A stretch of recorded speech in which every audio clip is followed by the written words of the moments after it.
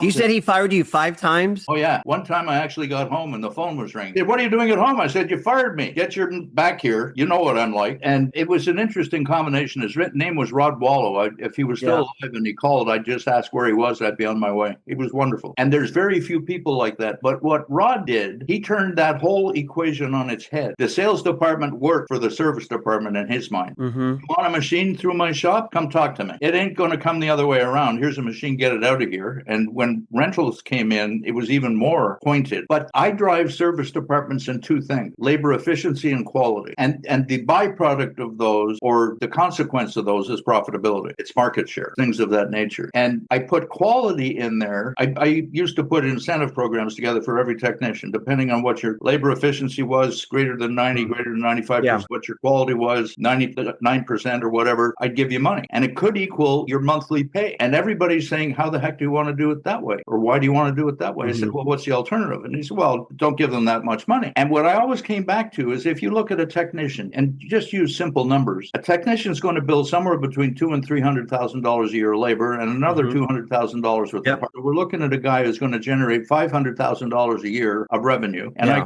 revenue means nothing. Let me get to the net income of that. And you're looking at $125,000 to $200,000 net, and then flip it back to an equipment salesman. Okay, a guy sells $5 million worth of equipment at 5% gross. Sure, congratulations, $250,000. The net is close to zero. And I think a lot of the problem is, or the dilemma, not a problem, it's easily fixed. People are afraid of the service department. They don't understand it. You're spot on. They don't know it. And we naturally fear things we don't know. It's just a black hole for them. They have no idea what it is. And they don't want to be found out that they don't know what they're managing. That's right. It's, Donald Rumsfeld and Gulf Warriors. We don't know what we don't know. That's what we worry about. But the other side of that is kind of weird. Everybody says we can't find technicians. I think that's balderdash. They're there. We just don't pay them, and we don't train them, and we don't mentor them, and we don't coach them, and we don't have apprentices. And I'll say this: every technician that is already hired, they do everything in their power to push out anybody new, or they expect the new technician. This is what I love. This. Well, those tech schools, they don't teach those guys anything. They don't know anything. They come and they're not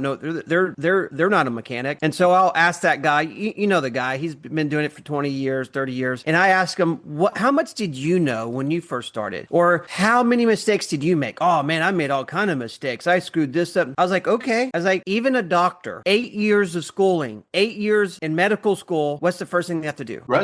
They have to do a residency, because they have to, everything they learned for 8 years, they have to put it in practice. And how many times that they screw up? And if they didn't have their main doctor say, "Hey, they don't do that. That's not the right medicine." And so we have to have the same mindset. We run technicians off. And I tell people, if you've got a young guy who's willing to spend $10,000 on tools, who's willing to put up with all the crap from your bad culture of all these technicians with bad attitudes, and is willing to be hot and sweaty and dirty every day, like, give the guy a chance. Like, why are you going to run that guy out of here and say he can't fix anything? Well, of course he can. He's only been doing it for 6 months.